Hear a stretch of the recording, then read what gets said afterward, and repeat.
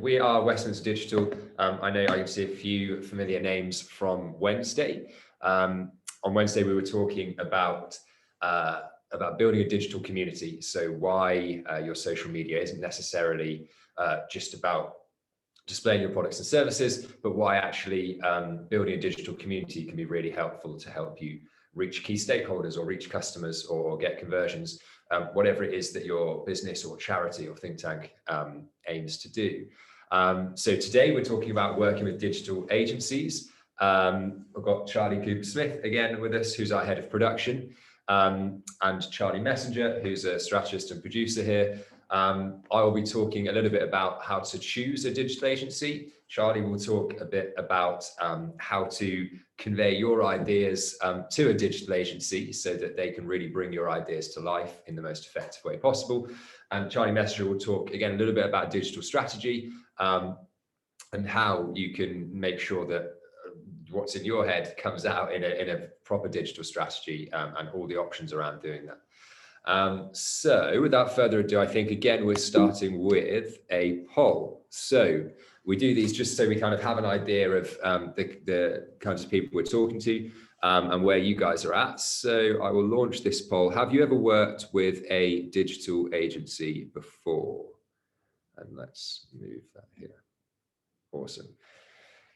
Cool. So we have one that hasn't. And everyone else seems to be saying that they have. Okay, yeah, really everyone else seems to say they have. Okay, well, absolutely, we'll carry on assuming that most people have, but absolutely, it's something that a lot of companies, a lot of smaller companies don't do. Some companies that are bigger have an in-house digital team, but outsourcing to a digital agency can be really useful. And when you do, let's talk about, I'll just end that poll. Let's talk about how to choose a digital agency. So I think when you're looking for a digital agency, there's three kind of key areas you really want to look at. You want to look at their show reel and past results. So that's their show reel is their past content and their past results, how they've actually performed in campaigns.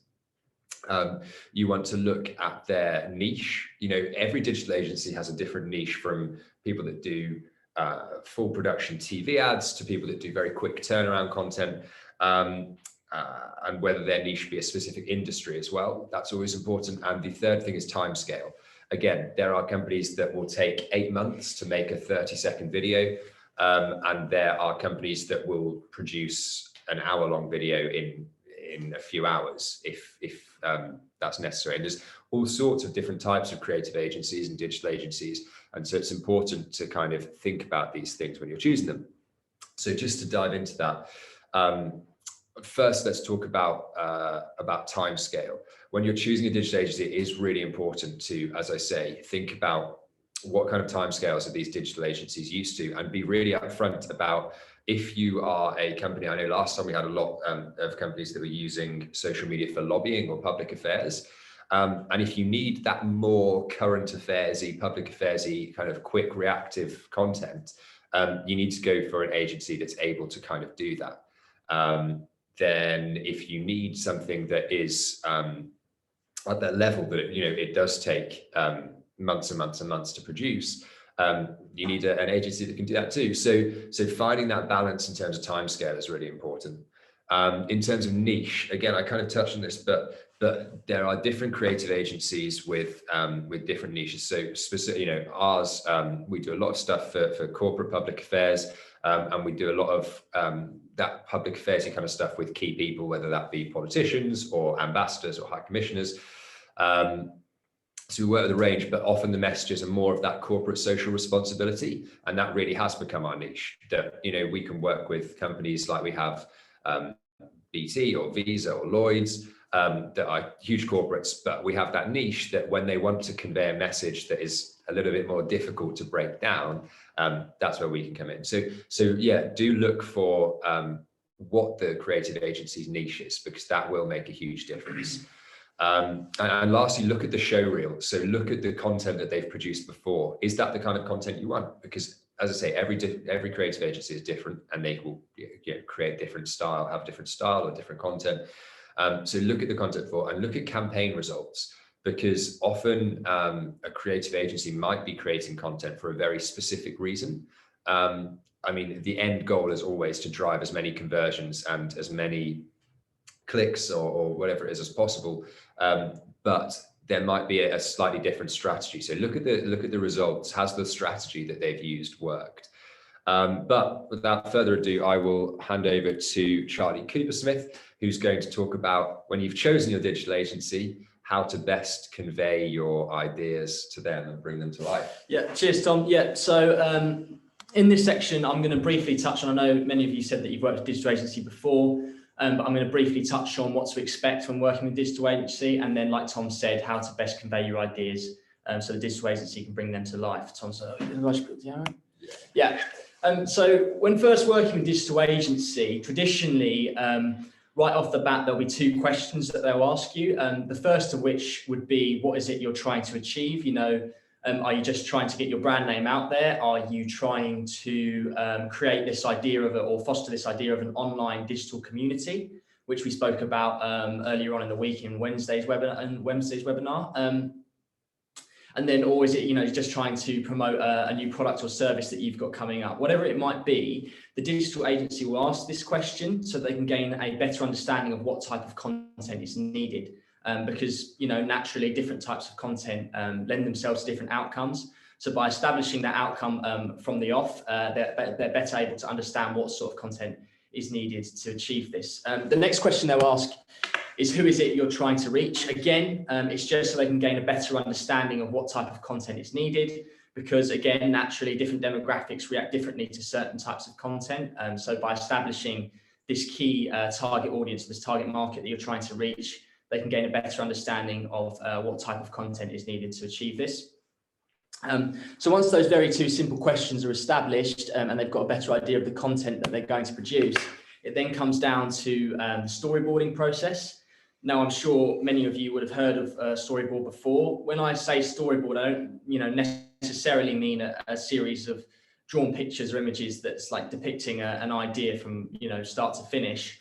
What I'm really talking about is the conceptualization and finalization of ideas, making sure that you, the company and the digital agency are all on the same page about the direction that you're heading and the content that's going to be produced.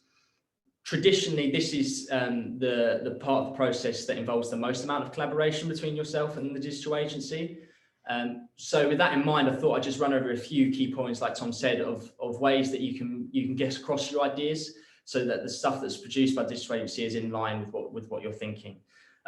So the first would be to, you know, head into the process, first of all, with an idea of what it is you want. You know, many a time companies have come to us and they've said, hey guys, we love what you guys make, but we haven't really, you know, thought about it too much. We don't really know what it is we want. And so we were just wondering if you could go away and create something and then feed it back to us, and we can tell you what we like and what we don't. Whilst undoubtedly we can definitely go away and be creative with it and create something that's efficient and that is engaging, it's not necessarily the most productive way to go about the process, and we'll drag out that time scale a lot more because obviously there'll be, you know, naturally different rounds of feedback that will need to be involved with that. So, and with dragging out that time scale, obviously the cost will then go up. So it's about bringing something into the process. That can be literally as simple as stuff that you've seen on your own social medias that you think is really cool, that we can use as reference material. Anything that we can use to sort of whittle down the design process and help guide and shape what it is that we're producing is really handy. That leads me quite nicely onto my second point, which would be effectively communicating this information in as simple way as possible.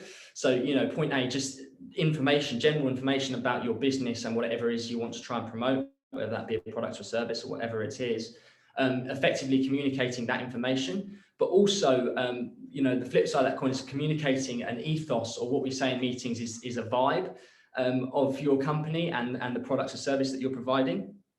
The reason for this being is that when the digital agency goes away and produces the content and they have this ethos and vibe in mind, they can produce something that is in line with what you guys are already producing on social media. If you have a voice on social media already, they produce something that is in line with that can seep in seamlessly into the stuff that you've already produced, and it makes it look like it's come from your company more organically, which really helps with the engagement.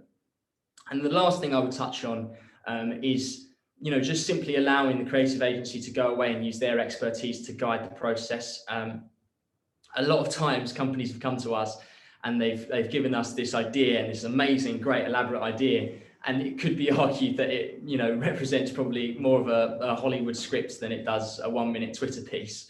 And whilst the big idea is absolutely amazing, it's about then allowing the digital agency to go away and use their expertise to creatively try and whittle down that idea to, you know, one or a series of content that effectively puts that point across. You know, a point might be, if you guys wanted, you're providing a new service and you want to make it, I don't know, a big documentary around what it is that you're providing, or how you've helped people. I know we've done that in the past with government agencies, how their policies have helped people.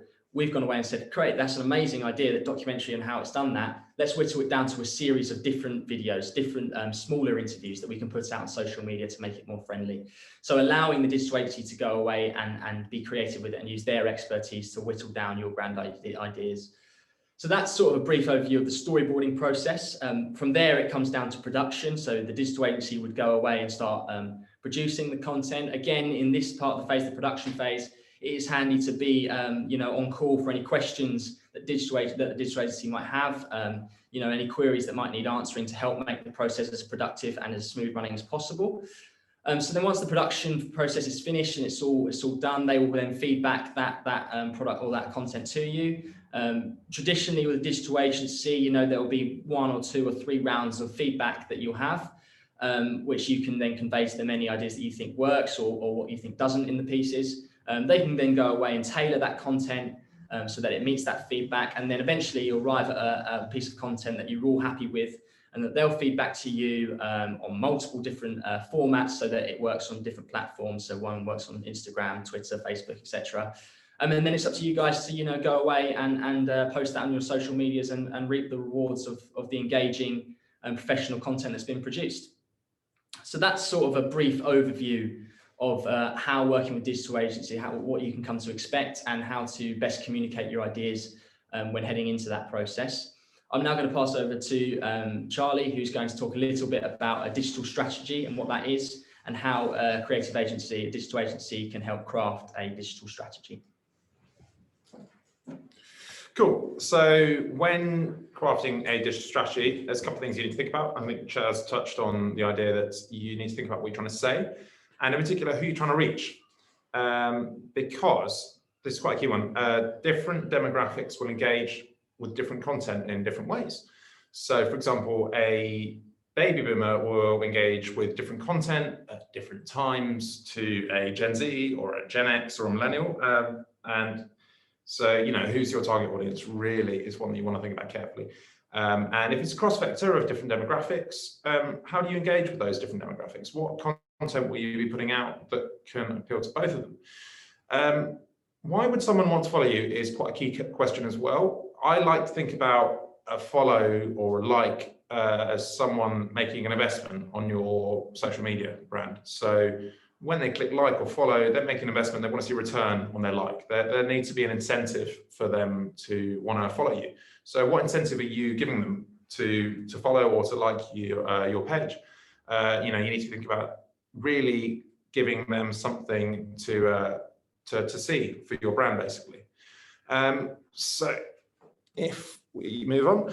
So in order to really stand out as a brand and appeal to people, you need to have some ways to stand out. There's a myriad of different ways to do this. So slick content for one. If you're looking at Instagram, for example, and you have a very aesthetic feed or a very aesthetic profile on Instagram, people will be more likely to follow you. So quite often we see successful brands on Instagram, for example, stick to one color palette, or, you know, a variety of different styles or formats, whatever, because when you click on that brand page, it will instantly look aesthetically pleasing, which again promotes likes and follows, for example. Witty posts and replies. This is quite an interesting one. This works particularly well on Twitter. We see a lot of brands that do really well actually kind of don't act like a brand per se. They're more like a personality or an individual person, which makes people connect with them a lot better because they don't seem like this sort of, you know, detached corporate entity. It seems like somebody funny sitting at the, you know, the end of a laptop. case study I like to look at is in 2018, the most likes on Twitter ever at that point was Burger King. They actually replied, it was just a simple reply tweet. They replied to, well, Kanye West tweeted out saying that his favorite restaurant was McDonald's, and Burger King responded saying, that tells you everything you need to know. That got 1 million likes and about 800,000 retweets. And it's such a simple, like one sentence answer, but it suddenly blew up because it was just so ludicrous and obscure that this, giant corporate entity, Burger King, suddenly had the gall to do this sort of witty response to one of the biggest celebrities in America. People just really connected with that because, again, it seemed like that brand had personality. So that's something to bear in mind. It's very simple and easy to just do witty, unique, replies and posts, etc., etc. It doesn't need to be flashy. It just needs to be creative. Engaging video is a big one.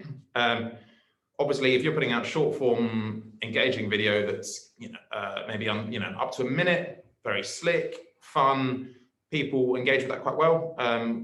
On brands like Instagram, for example, outlets like Instagram, for example, and Twitter, it's very shareable, short form video content if it's engaging. And then stylistically good or bad content. So it's quite an interesting one here. You can sort of work off the polar extremes of quality per se, in that really, really good content, that will sometimes blow up, understandably, because people are impressed. You can see high-end production stuff. Again, it's aesthetically pleasing to look at. On the other end of the spectrum, stylistic bad content, believe it or not, can actually work really well. This is a phenomenon that a few brands have tapped into in different public affairs, bits and pieces, putting out content that it just, on the other end of the spectrum, it looks aesthetically poor intentionally. And people end up engaging with it because they're, kind of enraged that it looks so bad in 2020 that you're putting out content that, maybe use Comic Sans as a font, for example. And it ends up gaining a lot of engagement and reach. So that's something to bear in mind when thinking about what sort of content you're going to put out. It's really important to remember this is not conventional media.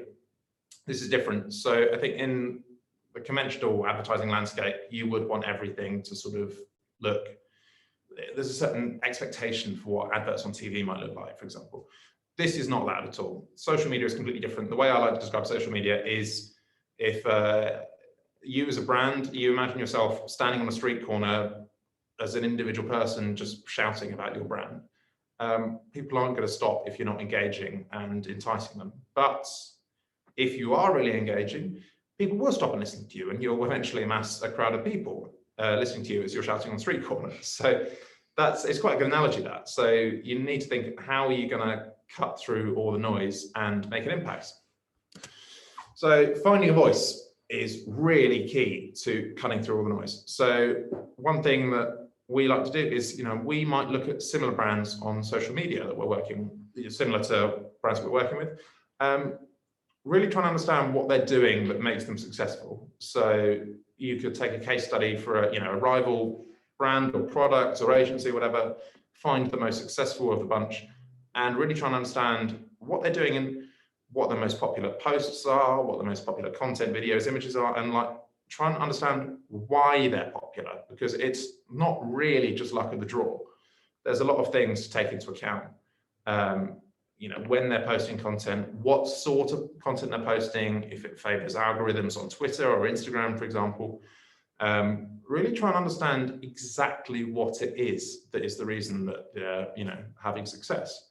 And then try and understand, well, can you replicate that with your own unique voice and style and fashion, for example? Because I think that is really the key to unleashing sort of viral following and traction and reach, is tapping into trends, but with your own stamp of your brand or whatever it is you are on top of that. Right. So the final point I want to cover is building a consistent posting schedule. This is a really, really key one that's often quite forgotten, in that a lot of people will go to extreme arm's lengths to make really slick, cool content and then post it once and not touch their socials for another 3-4 weeks. No one's going to want to engage with that if you're not if you're not regularly putting out content, there's no reason for people to want to follow you. As I said about talking about likes and follows as an investment, people want to see a return on their investment, give them an incentive. So really, I think it's better off posting routinely sort of smaller, quicker, more engaging content several times a week, month, whatever, than it is just posting one, piece of content that you spend a lot of time on, but then not touching it for another month. So you really want to build up a key, consistent posting schedule, and think about key engagement times for posting as well. So 7 p.m. on a Wednesday is probably going to engage better than 7 a.m. on a Monday. And in the same vein, millennials and Gen Z are probably more likely to be on their phones at 9, 10, 11 p.m. at night on a weeknight than baby boomers are, just by how we've grown up. We've grown up with our phones in our pockets, and it's probably the last thing we look at before we go to sleep. Whereas I doubt very much that's the same for baby boomers. So really think about exactly who you're trying to target, what sort of content you should be making to target those people, what do they engage best with, and when they engage best, because that's a really key point that's often forgotten. And that's it from me, so I'll pass back to Tom. Yeah, awesome. So on that idea of targeting, we're now going to talk a little bit about when working with a digital agency, what conversation you should have if you're planning on launching a paid targeting, a paid advertising campaign. So first, again, we're going to do a short poll just to ask, how often do you use paid social media advertising? So I will just launch this now. But yeah, let us know how often you use paid social media advertising, because we'll talk a little bit about that and about when it can be useful to use. There's a lot of people I can see that aren't using much paid social media advertising. I think there's a lot of a misconception around the complexity of it, actually, especially when you're working with a digital agency who are going to go away and create the audiences for you. It can be a really, really beneficial tool. So looks like 3/4 of you are never using paid, and 1/4 of you are using paid to boost specific campaigns, which is, to be honest, to boost specific campaigns, that seems to be where a lot of our clients are at. Cool, let's end that poll. Interesting. Yeah, so paid social media advertising, if you're not using it, it's certainly something to kind of get involved with. The key here is that, as the guys have spoken about, those two really important questions when you sit down with a digital agency to talk about your digital strategy or to talk about creating content, they're going to want to know who you're trying to reach. And actually, by targeting, you can really refine the audience that you're reaching. So there's 3 real areas that digital agencies will focus on in this conversation about how you can use paid advertising. They'll focus on geographic, demographic, and interests. Those are the 3 ways they're gonna target people, most likely.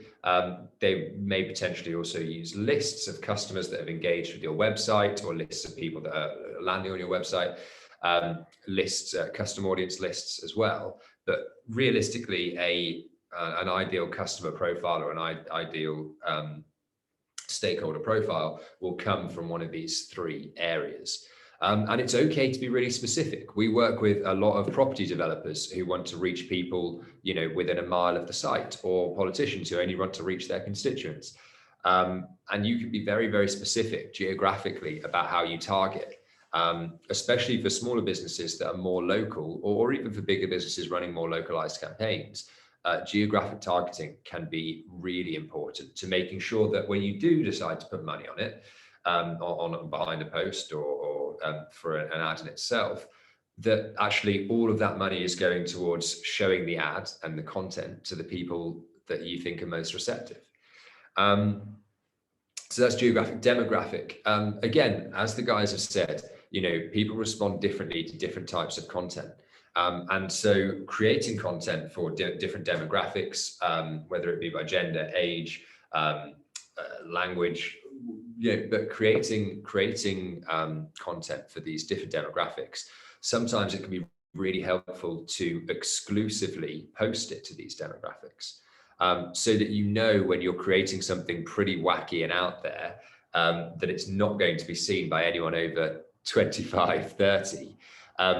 And that actually you have a different message for different groups of people. And that's often very, very useful to brands and very, very useful to campaigns. So, so when you're having this conversation with a digital agency and you're thinking about content and strategy and targeting specifically, do be very specific about the kinds of people you want to reach.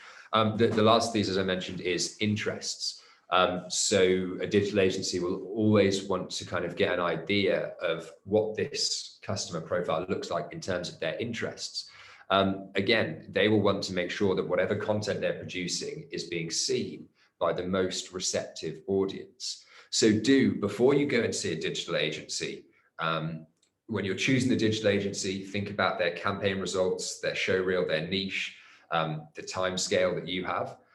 When you sit down with them and they start the creative process, go into the storyboard, knowing that you need to trust their expertise, but you need to come in with some real ideas of your own to get them going. Go into the digital strategy, having an idea of the kinds of people you want to reach, and potentially some examples of companies and brands that you think are doing a really good job.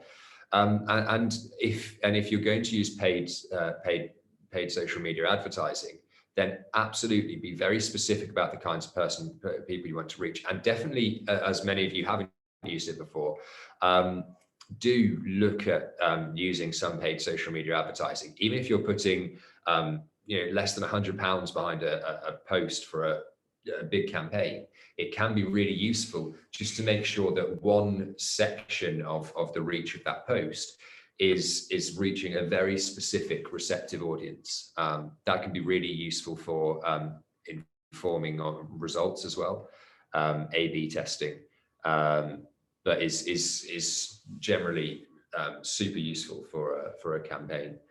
So now I know we said last week we would come to some questions this week. So there's a bit of a period now where you guys can write in the Q&A. We did about 15 minutes last week. I think we have hopefully got a little bit more time this week, 15, maybe 20 minutes. And so if you have any questions, let me pull the Q&A up.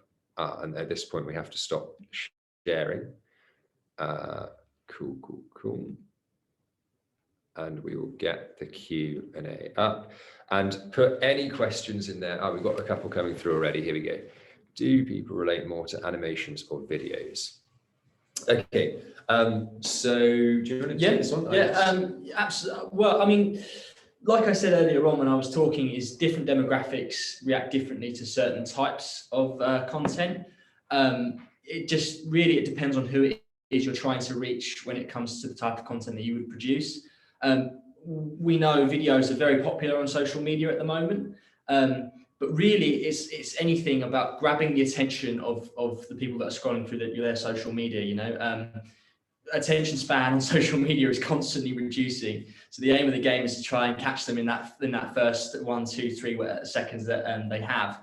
So it really does depend. Different demographics do react differently to different things. But it's really about making sure that the content is as engaging as possible and grabs the attention of those that are scrolling through their social media. I would say that a really fun, engaging video is more effective than a relatively bland animation, and vice versa. So I don't think one is necessarily better than the other. I think it really depends on what they're trying to say. I think that's the real key. Yeah, I guess the thing for us is we always decide whether we animate something or whether we go and do a filmed video based on the idea and based on kind of that storyboarding process. So I think do people relate more to animation or videos? I think people relate more to a message and how it's displayed, and using animation or video is just the vehicle by which you achieve that. So let's move on. I can see we've got loads of questions coming in. So how do you generate original ideas for content? Do you want to? Yeah, so that's quite an interesting one. I think it depends what the context of the content is. Me personally, if I'm doing a piece that I really want to get a lot of attention on Twitter, if it's a public affairs working with a think tank, for example, and we did a video on beer tax that we tapped into on our last presentation. And for that, really, like, I went into that really blew up on Twitter, and we went into that thinking that, right, we want this to be quirky, we want it to be fun, and we tapped into a bit of meme culture, throwing in some memes and GIFs and images and whatever, and it worked. It really blew up. So I think really it depends on the who you, as we keep saying, who you're targeting is probably the most important thing.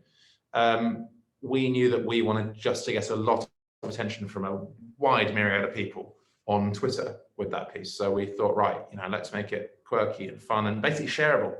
That's the real key, is shareable. When generating original ideas, it's really important to think, like, what are people most likely to share, as opposed to just sit down and watch. What are they likely to actually share?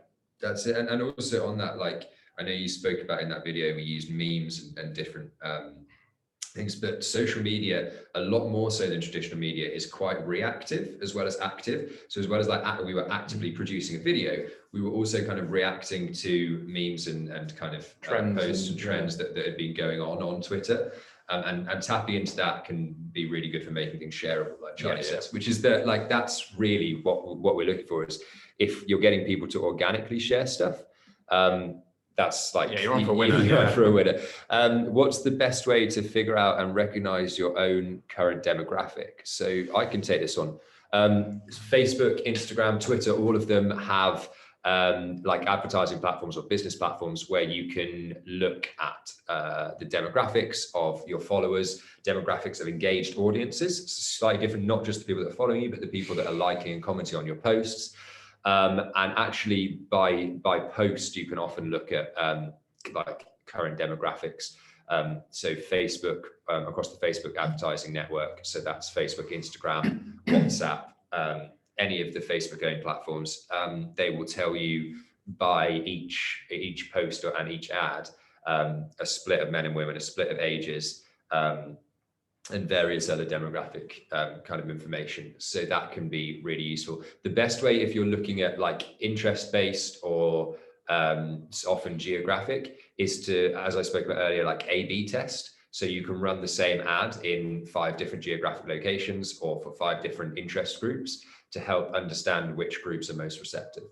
But that's that. How regularly do you communicate with clients? Yeah, so it depends. It varies on the part of the process that you're in. At the start of the process, the storyboarding phase, the communication will be quite regular. There will be regular meetings with yourself and the digital agency to try and craft this idea. When the production phase starts, again, it depends on the turnaround that you have. We work quite a lot in current affairs, and so the turnaround's quite quick. So we're often regularly communicating with our clients. It might be daily or once every 3 days. But it's about just keeping them updated on where you're at with the production process. Often we send, if it's a 30-second video and we've got 10 seconds of animation completed, we'll send them that first 10 seconds, at the end of the day, just to keep them updated and to let them know where we're at. And again, it's useful for them to then just feedback. So we're getting feedback on the go. So it makes the process as productive as possible. But yeah, I mean, it really just does depend on the time frame that you have. If it's a longer process, if you have months to do it, then it'll probably be bi-weekly or weekly. At the end of the week, you'd feedback with them. But it's about keeping up this communication as regularly as possible and making sure that you're all on the same page in the direction that you're heading and the content that's being produced. Awesome. Okay, how do you report on your client's progress month to month? So yeah, I can take this one. So we do monthly reporting on quite a lot of our retainer contracts. So any of our retainer contracts, we will at the end of the month talk to a given client, depending on who the client is, whether it's a corporate or whether it's a charity or a politician, and depending what their aims are. Just reporting back generally on engagement. A lot of them we've set up a pixel so we can talk about engagement both on the website and how social media is driving people to the website. We will always leave like a key tip, a quick tip. And so something that we've noticed that is slightly different on their social media. So it might be that demographically, there's a certain group of people that are part of their engaged audience, but not part of their followers. So how do we get those people to follow the account? It might be just a posting time. We've noticed that when you post at this time, your followers seem to be really active. And so we will always do a quick tip, and we will always feedback on various other the metrics that we're kind of looking at. That's if we work on a retainer contract. Often for like a single campaigns, we will do, and it depends the length of the campaign, but in a shorter campaign, we often work on the content and we'll provide a report at the end to talk about what we've been doing. Slightly longer campaigns, we will do reports periodically through the campaign. That can be really useful because it informs the content creators on the next stage of content that's coming out. We know, okay, well, these videos worked really well, these graphics worked really well, these ones didn't hit. Why didn't they hit? And then we can kind of change and adapt. And that being reactive is really important in social media. Cool. Have you ever used celebrities or influencers to help endorse products on social media?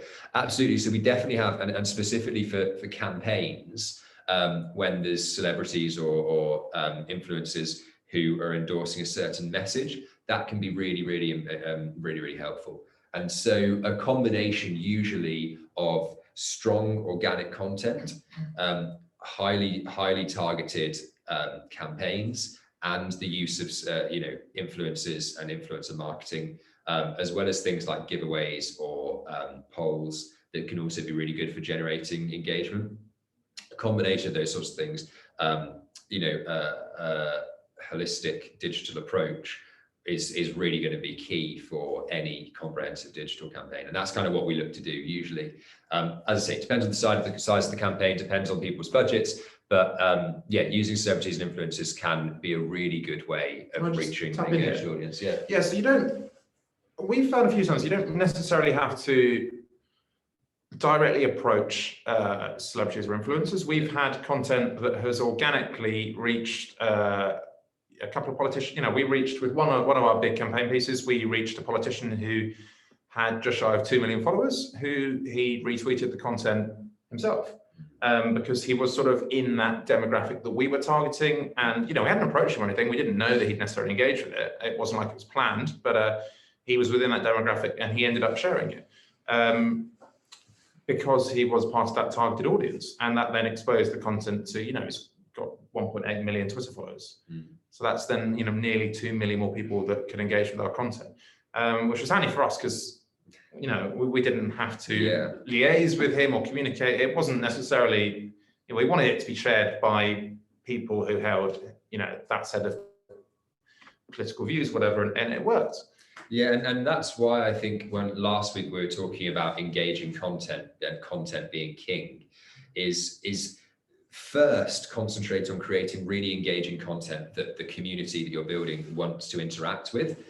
Then later worry about like what your business or selling the product or whatever. But if you can build that really engaging content, then actually it means that the paid social media targeting or the hiring influencers or celebrities is useful. But actually, if you're giving them really good ammunition to go out there and spread the word, that's the best thing. You don't want to create crappy content and then pay loads of money for celebrities or influencers to endorse it, because you just won't get as much traction.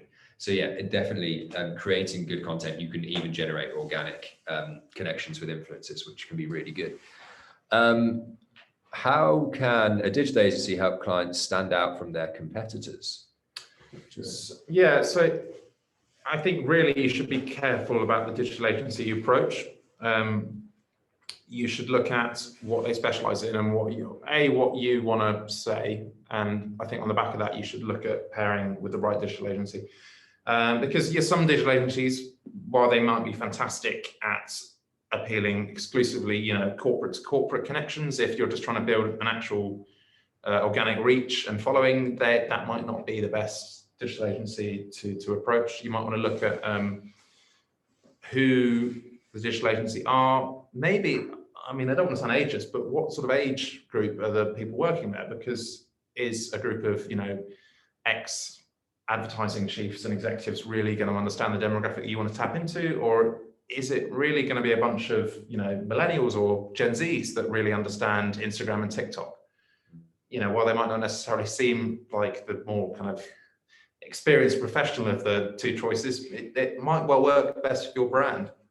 Yeah, absolutely. I think it's it's super important, obviously, to stand out from competitors, but also it's super important to be able to engage with them. Like Charlie mentioned that most liked tweet of all time. I think there's a new one now, but in 2018, the most liked tweet of all time, Burger King interacting with a comment about McDonald's. And if you're trying to build a digital community, like we mentioned Gymshark as well, who have built this huge online community in the fitness community, they still engage with things that their competitors, so-called, are doing. Because what they're actually doing first and foremost, and this goes back to last week's conversation, is first and foremost, they're creating a digital community. And then they're just letting the customers come to them when they sell products. But very rarely are they going out and saying, hey, look at this new stuff we're making. Look at this new product. Look at this new, most of the content is actually, oh, look at this person doing a workout. By the way, they're wearing our stuff. Look at this person that's talking about nutrition or whatever. By the way, they wear our clothes. But it really is about building this community. So don't worry too much about standing out from competitors is important, but don't be afraid to kind of engage with them on social media. We do see a lot of brands that do, particularly on Twitter, do engage with competitors. You might get I've seen really popular threads on Twitter that have been, Burger King responding to Pizza Hut, responding to McDonald's, responding to KFC, and they're all kind of like, making jokes at each other. Not nasty stuff, but it's kind of very tongue-in-cheek, jesty stuff. So you don't necessarily have to, stand out. You can quite often, brands can actually complement each other, even if they are, rivals per se. Absolutely. So we've got a couple more questions. Do submit any more if anyone has any. But is there any evidence that these witty replies actually convert into tangible sales for the business? So I can take this on. I mean, absolutely. If you look at, especially on last week's presentation, we spoke about this kind of building a digital community and the witty replies. But we spoke about social selling Microsoft, who adopted this approach of kind of building a digital community and content for the community as opposed to sales content. And their sales went up, I think it was about 38%. So absolutely can be really good. And you look at companies, again, like we just spoke about, like Gymshark, a lot of the content it's fun. It's not like salesy, it's not dry. And they've been one of the fastest growing companies in the UK in the past 5 years.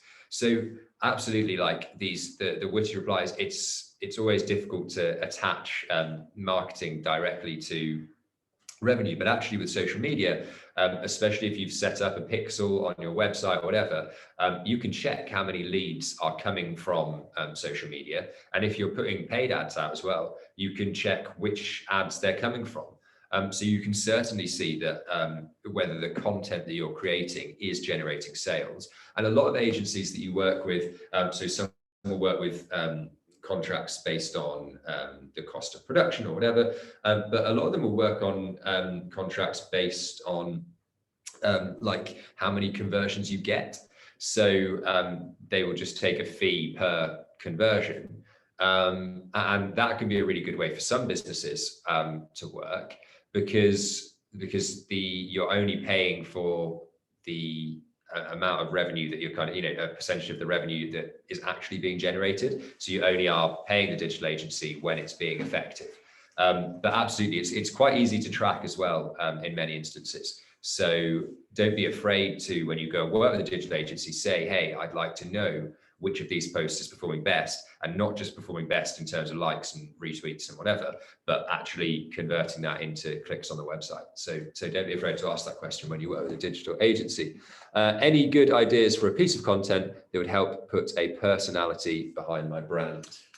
Yeah, I mean, there is a number of different ways to achieve this. I think one really good way of achieving it, and it's something that Chaz touched on the digital community webinar, is looking at this idea of social online trends and trends that arrive in social media. That can actually be a really effective way to look at how to build a personality of your brand. I mean, a really simple example of this that I like to give is, if you go back 4 or 5 years, when the ice bucket challenge was a trend that was going around all of the social medias, right? There was actually a lot of businesses that jumped onto that trend and did their own spin of the ice bucket challenge. And that's a great way to show your personality as a brand and show that you're tapped into the social media space and the stuff that's popular on there at the moment. That can be a really great way to help build a personality of a brand and show that, you know, a human presence behind the brand.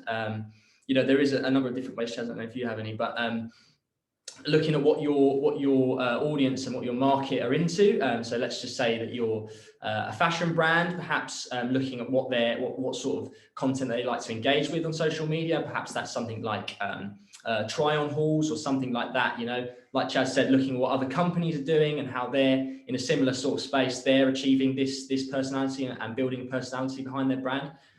So it's just about being tapped into social media and seeing what works and what doesn't, and then tapping into that to help build your own personality. Yeah, I think. Yeah, well, I was going to say absolutely, and responding to people, like actually talking to people. Social media is the first time ever where someone can, you know, tweet, whether it be a complaint or a thank you to Hilton or McDonald's or whoever it is, and get an actual response from the company themselves straight away, directly, publicly on social media. We spoke last week about how responding to customer service requests on social media increased the amount of customer spends with that particular company by 20 to 40%. So a huge amount.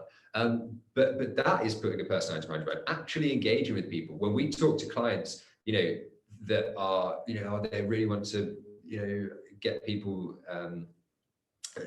buying into their product and they're really passionate about it, whatever. But then they go on social media and they just post a picture of what they've made and say, here's the link to buy it.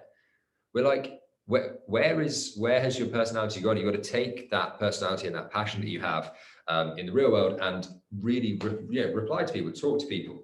That kind of thing can be really useful. I think as well, like it's kind of about not just posting on social media, but also observing social media. Because that is really, as you know, me and Chaz were saying about tapping into current trends. You're only really going to understand how to make a personality and tap into current trends if you yourself are active on social media. And when I say active, I don't just mean replying to people, you know, replying to people, tagging your brand or whatever. I mean actually looking, you know, scrolling through Twitter, scrolling through Instagram. Like there's quite a recent trend, probably it was all the rage for about 2 weeks up until about a week ago, which was on Twitter, posting loads of different brands and influencers and personalities, and just generic Twitter users were posting. It was 2 pictures. One of them was captioned like how it started. The next one was how it's going. And we saw some of the most popular brands on Twitter also joining them with that. So, you know, you might have a picture of Colonel Sanders for how it started and a picture of, you know, Mega KFC for how it's going. And that was something that, yeah, it was just nice to see, because again, it makes it really relatable, because you're kind of hopping onto the same trends that, you know, you've got however many, you know, 1 million Twitter users or 1 billion Twitter users, and you've got, say, 200,000 people just putting out this same sort of format of a tweet, and suddenly a brand hops onto it. It's quite fun. As it's a bit, it's light-hearted, it's fun. And I think it just cuts through the sort of like, you know, corporate jargon that you see quite often posted out. That said, it's because it's joining in with this conversation that real people are having, and real people in the community are hoping to kind of reach are having. And so that can be really useful for putting a personality behind your brand. Now, I'm aware we've run over slightly, but that is all the questions answered. If you do have any more questions, this is the end of our webinar series with Victoria Bid and North Bank Bid, but don't hesitate to email us. We're on office@westminsterdigital.co.uk, and if you email that, it will go to someone who will forward it on in the end to one of us to answer any questions. And yeah, do reach out if you have any questions or need any further advice or want to talk about anything that we've spoken about last week, on Wednesday, about building a digital community, or today about working with digital agencies. But that is all from us. So thank you very much all for joining, and we'll speak to you soon.